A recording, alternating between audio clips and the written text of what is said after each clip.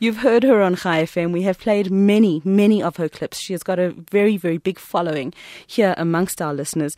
I'm speaking about none other than Brigitte Gabriel.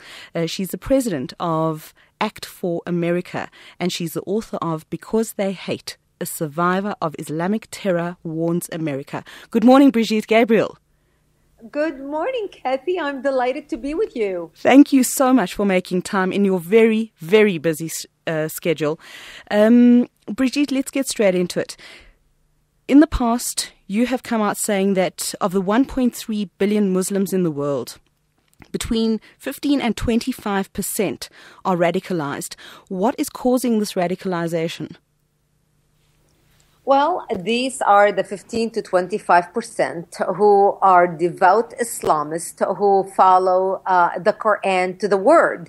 And those who follow the commandments of the Quran, what the Quran teaches, are doing exactly what we are seeing Hamas or ISIS or Al-Qaeda or Al-Shabaab or any of the terrorist organizations do around the world.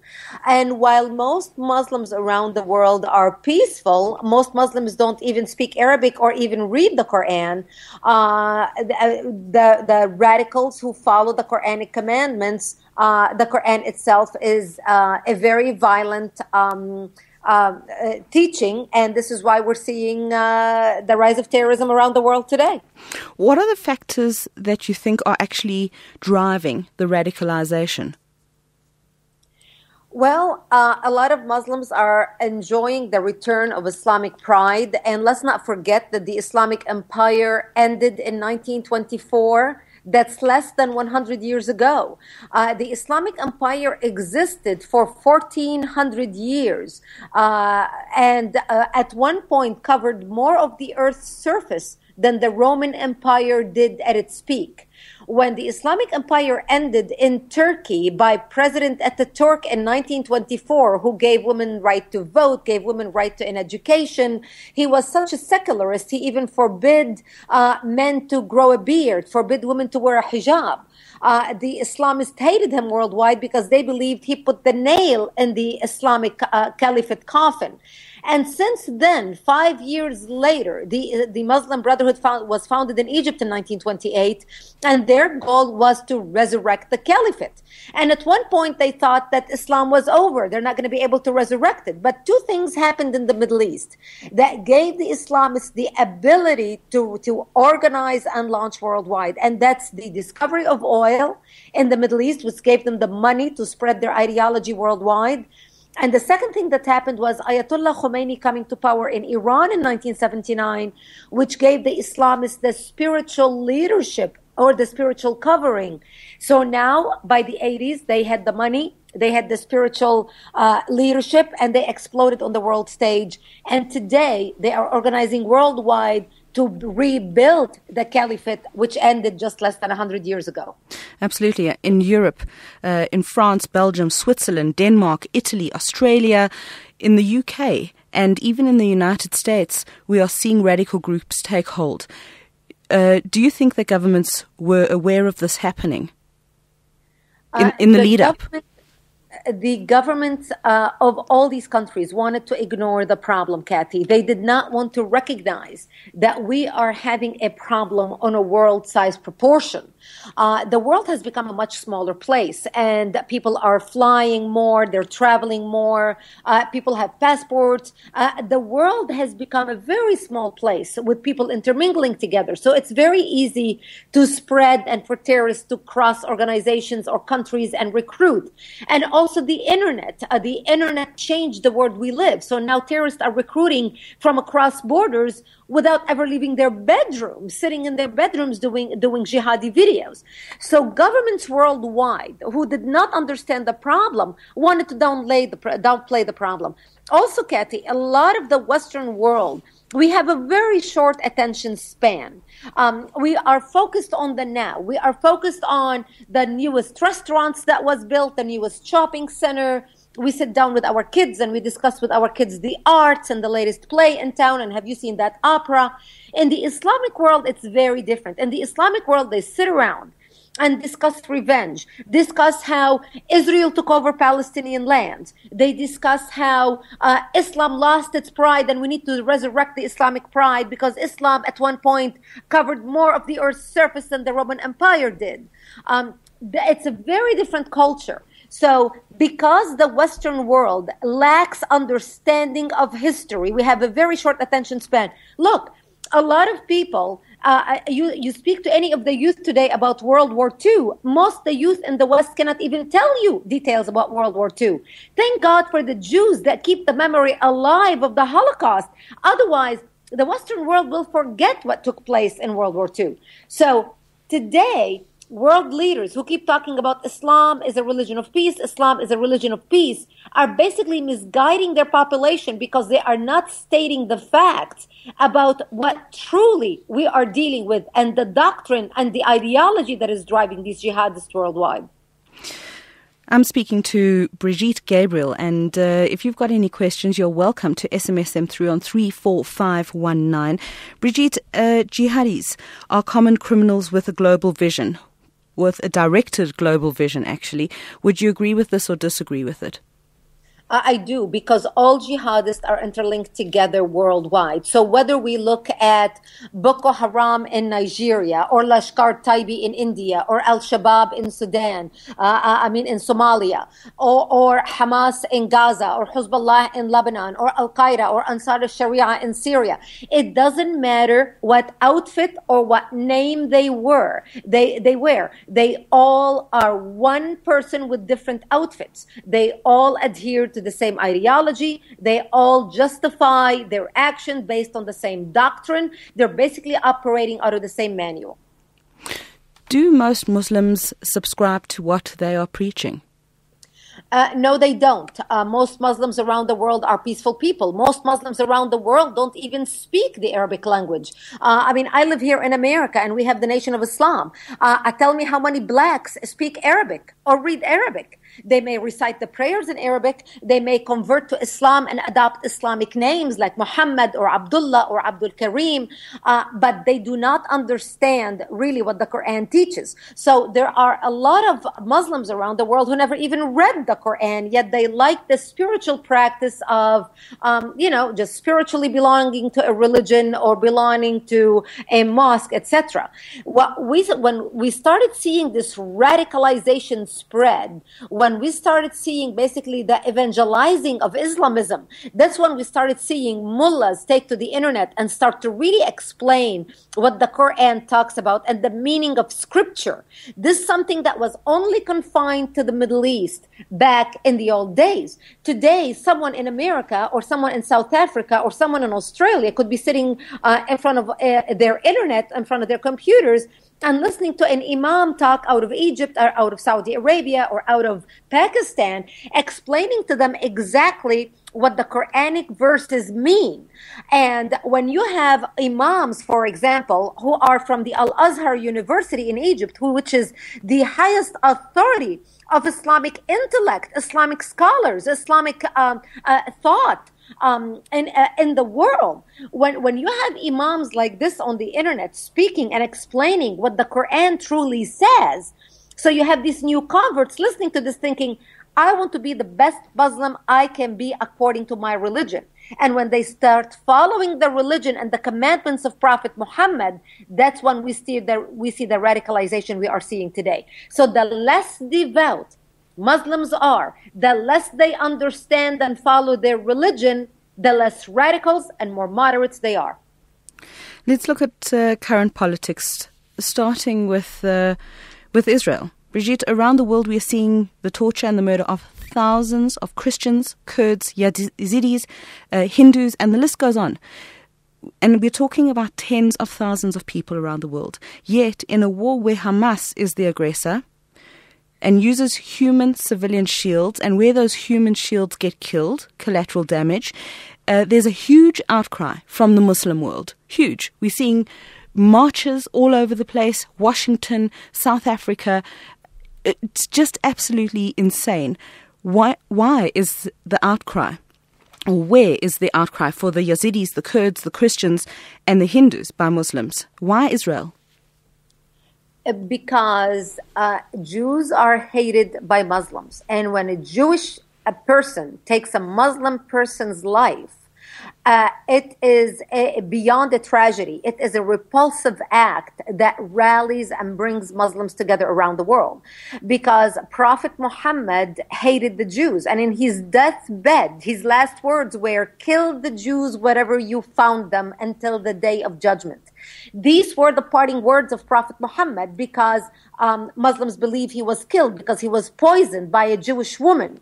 And he died because of the side effects of that poison that she put into his food while she was testing him whether he is the true prophet or not. So this is why Muslims hate the Jews. Jews under Islam are called najis. That's the Arabic word for Jews. Najis is filth. Najis is bodily fluid. Najis is dogs. Najis is garbage. So Jews are looked at as less than human. So when the Jewish state kills Muslim, any Muslim, it doesn't matter. They could be thugs of Muslims hated around the world. Like, for example, the Palestinians are not exactly the darling of the Islamic world. The Islamic world did not want to have anything to do with the Palestinians, but they used the Palestinian as a great propaganda war against Israel.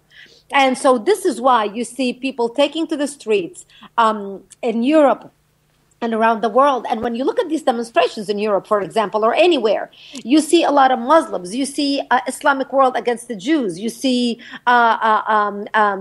basically in Arabic slogans against the Jews. So these are not just American anti-Semites or Australian anti-Semites speaking about Israel because they're upset over Gaza.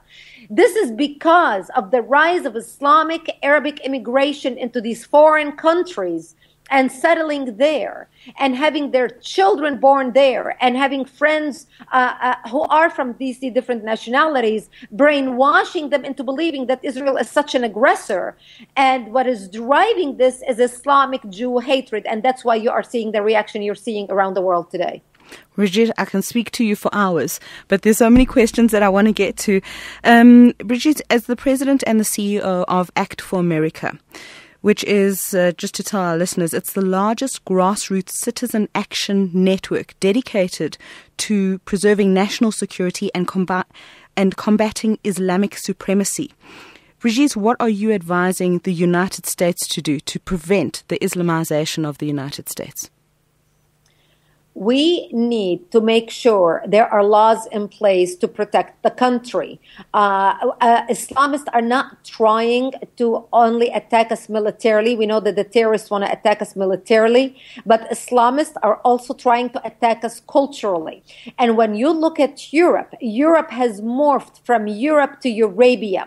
Right now, as I'm speaking to you, in England alone, there are 85 Sharia courts operating parallel to British courts. This is a completely different legal system that is not even compatible with the democratic British system. So we in the United States are introducing laws in different states that would put up the firewall. So Islamists immigrating to our countries will abide by our Western democratic legal system. For example, one of the laws we are pushing called ALAC, American Laws for American Courts, which says that only the Constitution will be the highest authority in the land, and any foreign law that is not compatible with American law will not be allowed to be practiced in the United States. We passed that bill in 8 states so far, and this year we are introducing it in 16 states.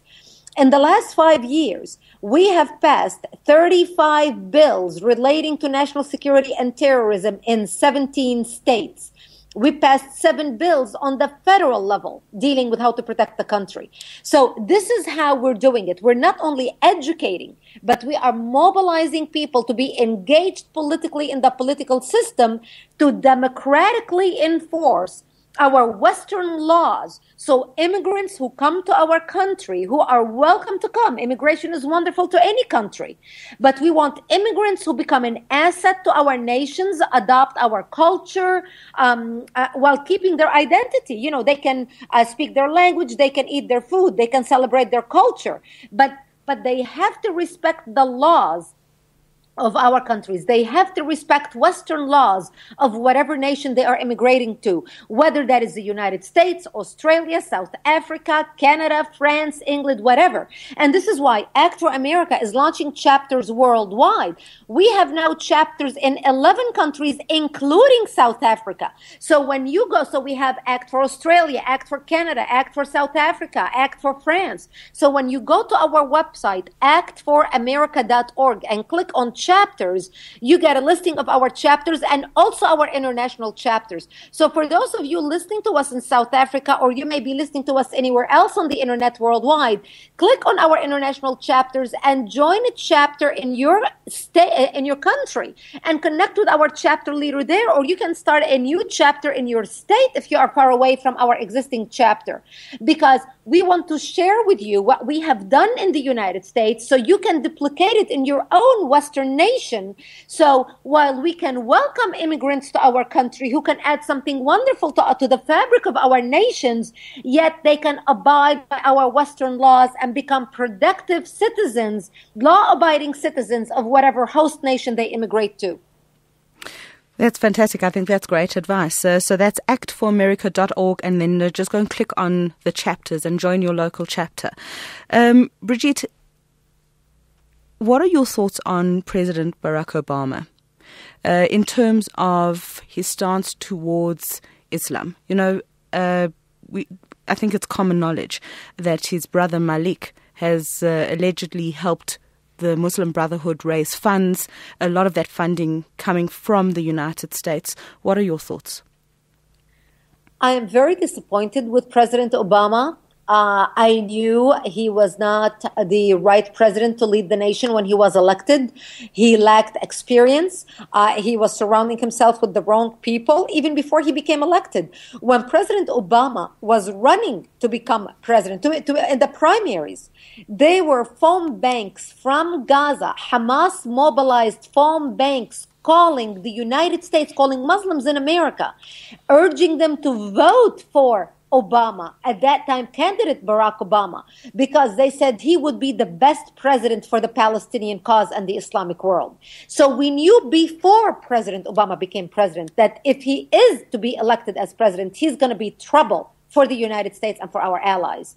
But we just did not realize how bad of a decision that was going to be. President Obama has betrayed our allies, every single one of them, from Mubarak to Israel, to other allies around the world. It is a shame what President Obama has done, especially with Israel and especially with Hosni Mubarak. It is very concerning that as soon as President Obama became president, he surrounded himself with Hamas sympathizers and Muslim Brotherhood sympathizers. Actually, as soon as he became president, he hired immediately 43 Muslims who are working in high-ranking positions within the American government, who have links to Hamas, who have links to the Muslim Brotherhood, and who have high security clearances within our government. His advisors are ISNA, Islamic Society of North America. Actually, the president of ISNA is the one who wrote President Obama's speech, which he delivered in Cairo, his first famous speech to the Islamic world. CARE, the Council on American Islamic Relations, which is basically a front to Hamas in the United States, has had over 40 visits to the White House to President Obama since President Obama has been in office. So it is a problem. He does not understand the situation. He was a community organizer who lacked any political or foreign policy experience, who was elected to become basically the CEO of our country. And right now, his lack of experience has proven an absolute failure for the United States on the foreign policy stage, has weakened the United States internationally, has embarrassed the United States internationally, has demeaned the United States internationally in the eyes of our allies. So it is a problem for us, and we're trying to work around this problem as much as we can until we replace this administration with another one. And on that note, I think that it's also a problem for Israel, because he's putting enormous pressure on Israel for these ceasefires. We know that the ceasefires with Hamas are really just opportunities for Hamas to rearm. And let's see how that pans out.